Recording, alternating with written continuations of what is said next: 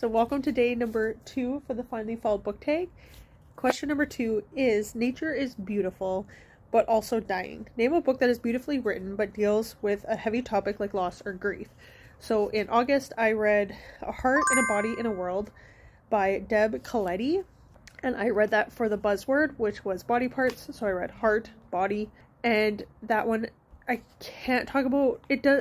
It talks about grief, and that's as far as I can go into it without giving spoilers about what the grief is over. It is a YA novel, and it deals with a lot of grief and loss and living in a world that is so broken. I wouldn't say the writing was beautiful, like very lyrical and things like that, but it was well written, and I enjoyed it. And another one I read back in July, I listened to as an audiobook, was When Breath Becomes Air, which was also a buzzword book, and that is by Paul Kalanithi.